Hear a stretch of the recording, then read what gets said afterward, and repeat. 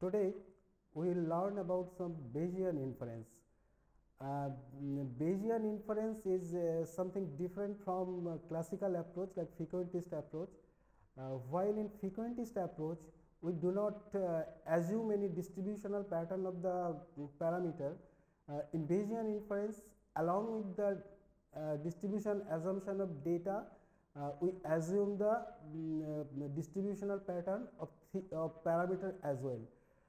Suppose we have some prior information of the parameter, say for example, if we consider the average height of an Indian, so it may not cross say 6.5 feet. So these are the prior information we already have. Then if we collect some data, then we can enrich the inference based on this prior information. So these are the basic difference between the classical approach and the Bayesian inference. So here the advantage will be we can use the experimenter's knowledge as well as the evidence from the data. So the inference may be much more effective.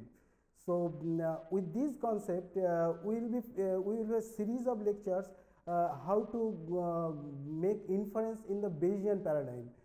And in this approach, we will be sequentially talking about from the base to some advanced level data analysis.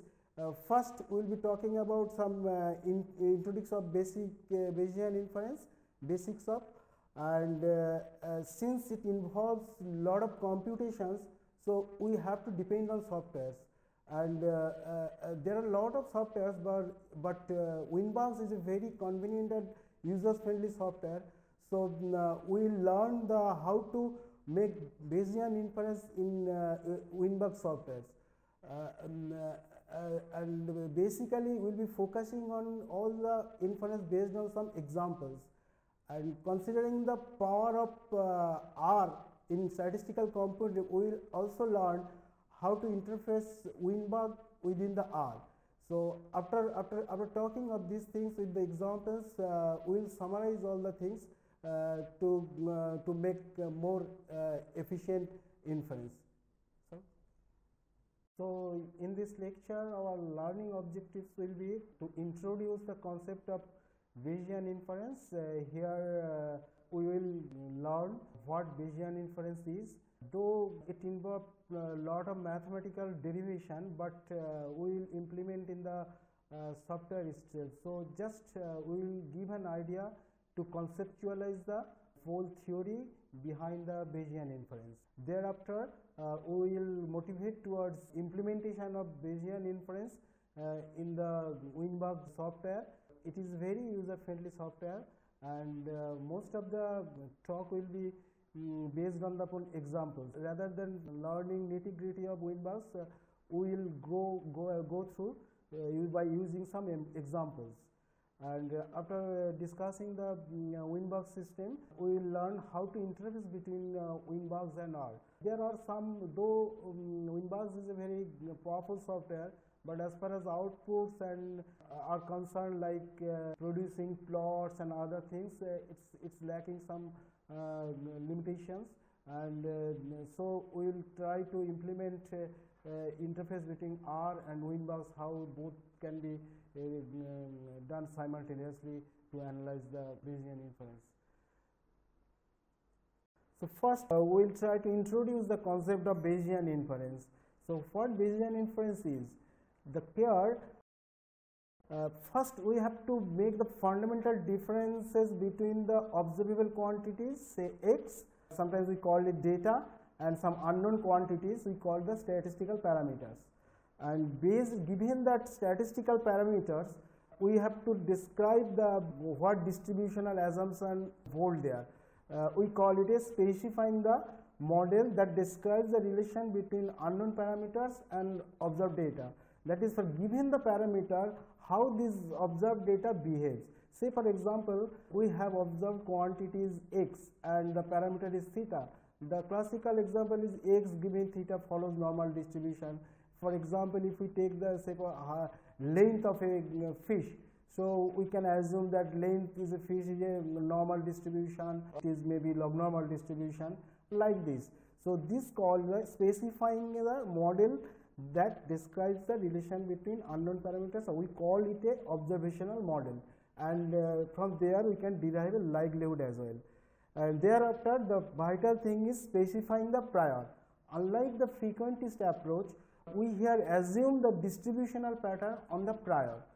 So we call it a prior model. And then the last thing is the obtaining the posterior distribution. Given the observed data, how the parameter behaves, that is called the posterior distribution. And Bayesian inference concentrates upon the studying the characteristics of this posterior distribution. As far as the mathematical representation is concerned, we can write it in this manner. Say for example, as like any other analysis, we start by using a model. So the model is like this, say Px given theta, or sometimes for more general approach rather than x, we call it data given theta is the full probability model. It may be normal, it may be normal, log normal, sometimes it may logistic, or depending upon the data, we can specify this Px given theta. Thereafter, we have to specify the distributional assumption of theta, the parameter. This is the full probability model for unknown parameter theta. So now using the Bayes theorem, this easily can be derived that P theta given data, so when data is given, how this probability distribution theta can be derived very easily. P data given theta, P theta, and integrating over theta divided. Look here, that P data, it is independent of theta, the parameter. So we can easily write it in the form which is proportional to that P data will be a constant. Then P data given theta into P theta, that means is proportional to the observational model and prior model. These will be the two key distribution we have to specify. There are three important components here. First thing is P data given theta. It describes our assumption that observed data are generated based on the parameter. Say for example, n data points has been taken x1, x2, x3, and mean is mu and variation sigma square. We can assume that x given theta is a normal distribution. Data is a normal distribution here. Now the prior representation of P theta is represent the prior assumption. Say in the above example where it call that xi, x2, xl follow normal distribution. Now how mu behaves. So if we have prior knowledge about mu, we can fix it. Suppose that some experimenter knows that it cannot exceed above 100. So we can specify, we have a knowledge, we can specify the distribution between 0 to 100. Though theoretically in the normal distribution mu lies between minus infinity to infinity, but here since we have prior knowledge that theta cannot go beyond 100, so we can truncate it. Then the posterior distribution, P theta given data, and that can be derived based upon the mathematical representation given in the already described. From this P theta given data, the posterior distribution, it has the characteristics. Say posterior mean. If we estimate the theta is a mean, the posterior mean would be the predict about the posterior mean and estimate. And others, say for tail probabilities, we have to estimate the posterior tail probabilities. So say for example, x value greater than say for 500. How to compute them? Based on the posterior samples, we can make use the posterior samples to make the inference on the tail probabilities as well. In fact, even function of parameter can also be estimated. So there are some advantages and complexities in Bayesian inferences. The main advantages are all uncertainty in the parameter estimation included in the final inference, since we have assumed that the theta is not is following certain kind of distribution. So it taken a total uncertainty has been covered, and not only that, along with that we have taken the uncertainty in the data as well. Next comes the estimation of any function of parameter. In classical approach, the estimation of function of parameters, say 1 by parameter or log value or e to the power, the separate kind of things in view. But here, a simple changes in the computer program, it can easily estimate it, function of a parameter, particularly for variance estimation. Since we will be dealing with the computational based approach, so based on the sampling distribution of the parameter in the posterior, we can easily estimate the variance of the function of the parameters.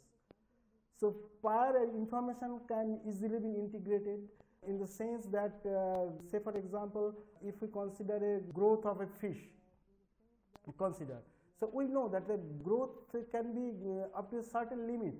So theoretically it may go to infinity, but it cannot reach. So if a particular species, we have the prior knowledge that this fish cannot grow beyond this length. So this is a prior information. So this can be integrated.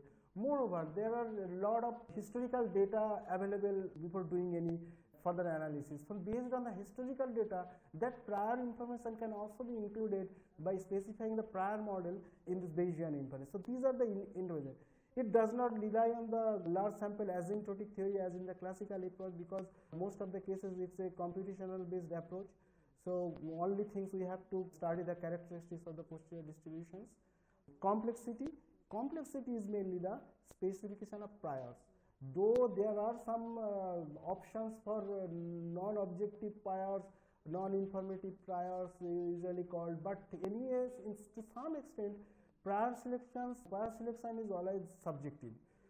So that may sometimes lead to misleading results. So another thing, posterior distribution, often difficult to obtain. In some of the cases, if prior is normal and observation is normal, then posterior can be derived, particularly for estimating mean. But if for functional parameters and when this type of conjugacy is not available, then it is very difficult to obtain the posterior distribution. For derivation of this posterior distribution becomes very complicated. Most of the cases we have seen that denominator of the posterior distribution needs some integration.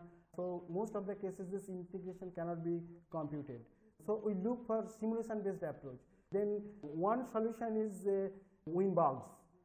Winbugs basically means Windows Bayesian Inference using Gibbs sampling. The software is developed on Windows system, but of course it can be executed under Linux and Mac operating system as well, though there are some tricky part for installation. In Linux and Mac it needs wise. Instead of using Windows, there are other software as well, like JAX, just another Gibbs sampling, and OpenBugs. Subsequently Windows switched over to OpenBugs that can easily run the cross-platform situations. So now coming to the Winbugs, first thing we have to install the Winbugs in the operating system, and we will be focusing on the Windows operating systems. First you go to the web page, this web page, www.mrcdsu this, and if you go to the web page, you will be taken to this website, and thereafter you click on this Winbugs, and there you follow the instructions. We have to install the license key. Now in the version 1.4.x, the immortal license key is issued, and there are certain steps here I will be demonstrating here rather. Here first is you click download the Winbugs 1.4. Of course this 1.4 is a present version. When you will install, look at the version as well. You just download it, this exe file, and double click on that exe file. It will automatically, these are self-explanatory, not to explain and go further. And once this has been installed, you just double click on the Winbug icons to run as like launching any other software in the Windows operating systems. Here then from this website you download the patches, these cumulative patches, and you specifically be careful to save it in the Winbugs 1.4 folder. So it creates a folder automatically. User have the option as well. So in that folder, and how to install these keys, it is written in the file itself. Just follow that instructions. We need not to go detail here. The third step, you click, and as usual, like the second steps, you download this one, this file. This file also give in the beginning there are the how to install this immortal key is there. So I am not going detail to install. It's very simple. You can do it yourself. After installation, now Winbug in action. How to? This is our first program of Winbugs. We have taken a very simple example of linear regression. linear regression, the first we have to know the how Winbach's program works. So there are basically three main sections. One section is called the model. This is a model section. So here we have two parts. In the model we have already discussed in the conceptual part that we have an observational model and prior model. So the model, the keyword model itself will be representing your conceptual framework. And but of course to talk with the Winbach we have some language. This is the word should be start with the model, and don't forget, and this is the model part, and we call it the observational model section. And don't forget that the model subsequently it should be embraced by the second bracket, and from the first bracket it starts the model, second bracket it ends the model person. This is observational part. And the observational part, since we have n observations, we have seen we usually what we write in the mathematical form, same is true for in the model. See here, in for I equal to 1 to n, yi follows normal distribution. Follows is called d norm is the distribution, let's say distribution, normal distribution. If you want to incorporate different distribution, you go through the Winbach's manual. There are how to represent t distribution, normal log normal distribution, other distribution is there. So this part is observational model. So after specifying this observational model section, we will go to the prior model section. This is the prior model section. Since we have the linear regression basically in alpha and beta, so alpha we are assuming that again normal distribution. Regarding the parameters of the d-normal distribution, we will discuss later subsequently on the other side how to select this prior distribution. Right now you will learn only the sectional part, what actually it consists of. Observational model part, prior model sections. The third section is the data section. So how Winbach will read the data. So this is the data section. It is a particular format in the form of list. If you look carefully here, if you have knowledge on R, some similarities is there, so we will not face any problem. List n equal to 5, that means we have 5 number of observations. X is a vector 1, 2, 3, 4, 5. This is our dependent variable x, and y is the, so this is the data. Since Winbach rely upon the computational based approach, as his name implied, give sampling approach, so it needs some initial values. From the initial value, it will sequentially sample, iterate from the posterior distribution. So this is the initialization. So again I am telling these are three sections: one observational section, observational model section, prior model section, data section, initialization section. Though in the software subsequently you will see automatic generation of initialization is possible, but it is better to use the user driven initialization. So this is the basic structure of the Winbach's code. We call it a Winbach program, and then you can as usual go to the file and save it. And now we look how to use this by example. So this is our data. Consider the following linear regression. Basic thing, y equal to alpha plus beta xi ei, and ei follow normal distribution, you all know, and yi follows normal distribution. With you can write here mu I as well, where mu I is equal to alpha plus beta xi, and variance parameter tau, and observed data is x and y. So this is our example. So Bayesian framework will be, let theta, because it's a multi-parameter, alpha, beta and tau is these are the parameters. So theta equal are the parameter of interest. We want to make inference on alpha, beta and tau. Particularly in linear regression, we will be more interested on alpha and beta. So you write as usual, y given theta, normal, alpha plus beta xi for I equal to 1 to 5. If we write in this fashion, because Winbach uses this kind of terminology, so it will be easier for you to write code in the Winbach. And alpha equal to normal distribution. We have see here prior model. In the prior model, we are using alpha normal 0 and 10 to the power 5 variance. That means we are taking a very flat pair. We are not giving any importance to the power, very flat. Between we are not emphasizing her for a particular value.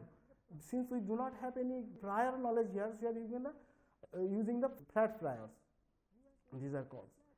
Similarly for beta, and for this is some of the convention rather than selection of priors itself a tricky part, and in theoretical point of view you have a separate lecture, so you can have a better idea. But for convenience, in this simple type of model, these are almost taken as standards. Weinberg implementation. Now Weinberg is actions. Syntax. We have seen that yi follows normal alpha betas. The corresponding syntax is for I equal to 1 to n, yi follows d norm mu I tau I, mu I equal to alpha plus beta xi, and prior distribution corresponding. See here, we have mentioned alpha, normal, and similar way it has been written. Only thing, instead of symbol we use the text alpha written. Alpha follows normal 0, 1 and 10 to the power minus 6, and d norm this, and sigma is 1 by tau. And in the data section you see this is the similar R syntax, so you will not face any problem if you have prior knowledge on R and I. So here there are some parts you have to learn to execute the Weinberg's program. For assignment for stochastic value, it is in card, and when it is a non-stochastic variable, we are assigning something, it has to be left arrow with the hyphen. Be careful about distinguish between your stochastic variables and non-stochastic variables. Another interesting thing is this is very careful in future course, this may lead to mistake. Weinbergs always use the precision, not the variance. So, and what is precision? Precision is the 1 by variance. That's why since we have taken the d norm mu I tau basically here in Weinbergs, it's not using the variance, rather it's using the precision. So we have transformed here sigma as the 1 by square root tau, so that if you want to make inference of the variance, we have to take the 1 by square root tau. Now Weinberg is action. How you will work on the Weinberg? This we have so far discussed the structure of the Weinberg's program and how from the mathematical code you can convert into the Weinberg's code. But here we will really go by real life example of the data we have already shown you with the examples. First thing, from the file menu, you first click file and then click new, then it will you will be taken to that untitled and this box. File view, to open a new document. I think it's you are working in the Windows for a long time, it will be easier for you, not a problem. And you have to write the code here. Next, after writing the code, we have the several steps to go to make the inferences. First thing, we have to check the model, compilation rather I should say. Here first you click the model and then specification, then we will get this screen. In this screen you first highlight the word model, select the word model. After selecting the word model, you click on the check model, and below the screen in the Windows window you will be find if your model is syntactically correct, it will give the message model is syntactically correct. So when this model is syntactically correct, we can proceed further. Further step is to load the data. To loading the data, again we have to select the data part. We have to go to the data part. We have already discussed in the data part, data is written in the form of list. Again you have to select list. After selecting the list, you click simply the load data. Automatically you will be taken to that data is loaded. That means your data format is also okay. Thereafter you simply click the compile button as shown in the slide. You click here after loading the data, and you will get this screen. Again you look for in the bottom of the Windows screen. If it all goes right, model compile message will be there in the bottom of the screen. So after getting this, we are through that our model compilation is okay, our model is okay, our data is okay. Now The next part is, as I have shown you, to load the initial value. There are two options. You see here, one is the load initial generate. So we can generate automatically and load in it.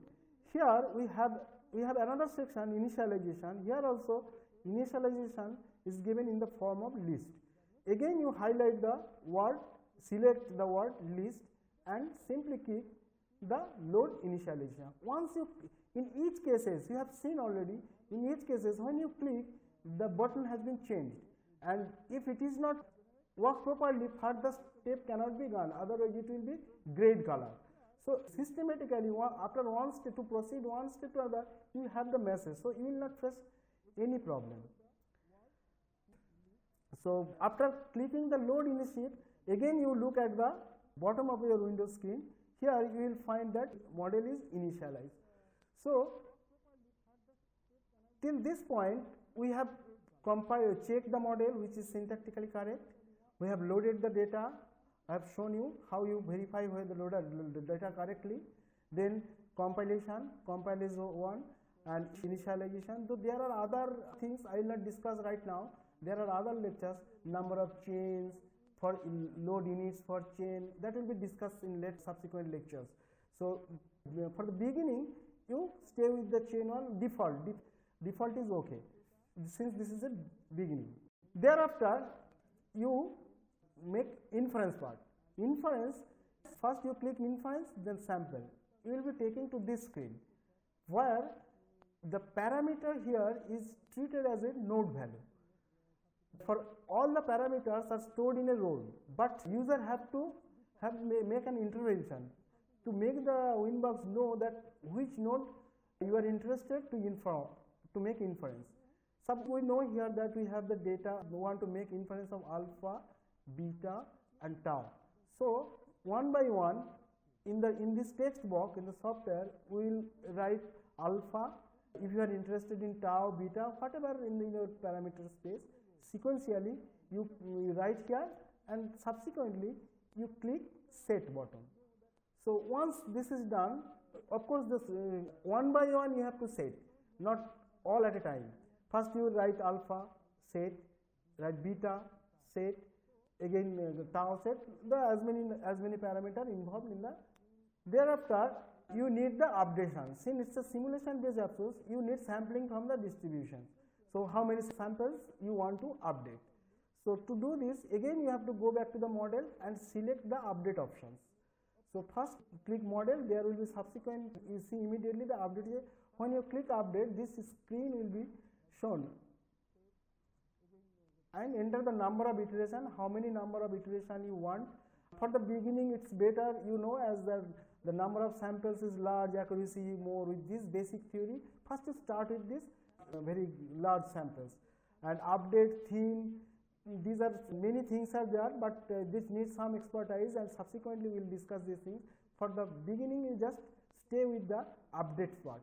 So in the for the beginning you say, for example, 3000, 4000, though it is given 50,000 to the sake of large sample theory.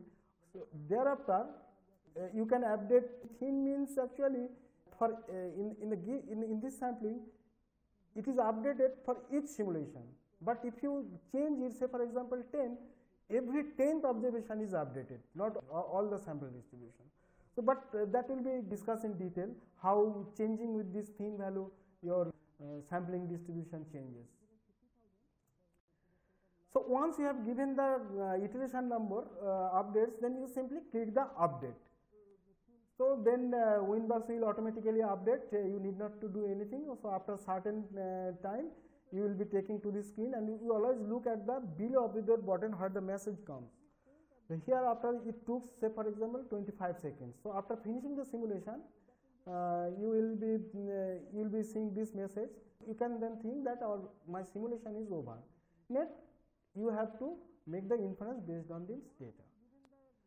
So again you have to go back to the inference part. Again inference samples, again you will be to the same window, and here from this drop down menu you have to select the parameter you have already entered during your select update procedure. So you have, if you updated for 4 parameters, For that parameters you can make the inference. You have updated for one parameter, only that can be updated, or the history. So once, but the inferences output of the will be the one parameter, not all at a time. First, for example, we have selected the alpha. So let us see for alpha how you will do. Select the parameter, just click in the drop down parameter. So history means how it has been worked, the density of the posterior density, statistics, basic statistics, and this diagnostic tools, Gelman-Rubin and autocorrelations are there. That will be discussed later, and Winbuck's data. After getting that, say for example, after discarding the 2000, because initially it takes times. So for alpha, this is our sampling, this is observations, and for beta, if it works fine, then for a particular line it fluctuates randomly on that line, and that will be there, and sigma as well. So after this, the posterior density, it looks like this in these results, and summary statistics. In the subsequent lecture, we will discuss. Here we have only seen the how to get the output. So we have the beta value is 0.78 alpha. This is there, and confidence interval. Here it is called credible interval, 95%, 2.5. Now interfacing between Winbucks and R. So why interfacing required? Limitation of Winbucks are uneasy to read the complex sets of data and initial values several times. Quite boring for specifying the parameters to be monitored each time, because every time we have to insert the parameter value, and most importantly, the output of the graphs are not that much appealing. So limited number of tools available for analyze posterior samples. So we will take the R2 Winbucks. It's very popular, which interface between the R and Winbucks. I will briefly discuss how the steps involved in the interfacing. First, install R2 Winbucks and Coda packages in R. Usual, very easy. Create a .text file. Be careful, it is a text editor, and write down the model. Then in R, load as usual library Coda and load Winbucks package. Load data in a list. Then load initial values in a list. Specify the parameter in a vector, and then create bugs object using the data initial value parameter. So this is the script, and be very, this is loading, assign the data and initial value, typical R code, you need not to be worried about. This is the parameter we are interested on. Now this is the function, bugs. Bugs is the function for interfacing, and be very careful here. The directory where your text file Winbucks program is there, and from where Winbucks program runs. Here it is C, by default it is C program, but you can change it. So after getting the output, we can take in the R by simply reading read.bugs sim1. The object sim1 is there. So after getting this, simply you can give the plot Coda sim1. You will be getting the plot at a time. It's enabling. And for further analysis and for applying plot and others, it depends on the user. You can use the Coda software manual for getting more output. So to summarize the entire lecture, we so far discussed here the concept of Bayesian inference, where we have distinctly defined how the observational model and prior model can be distinguished, and to make Bayesian inference, the basic ingredients of the Bayesian inference has been discussed, like to specify the observational model, internally it called likelihood, and then specifying prior model on which how to select the prior, basic prior, flat prior we have chosen, and then considering the intricacy of the posterior distribution, where the posterior distribution cannot be analytically derived. So we have motivated towards simulation based approach, where Winbucks came into the rescue, and step by step we have shown how that Bayesian inference can be made in the Winbucks, of course through some examples, and how Winbucks works. It has clear demonstration has been given, so that the users can can execute in the Winbugs software. And lastly, we have implemented Bayesian analysis in the both using R and Winbugs, how that Winbugs and R can be interfaced, and within the R how the Winbugs can be run, and subsequently the output of Winbugs can be further analyzed in a to produce attractive plots. So with this I conclude this lecture session.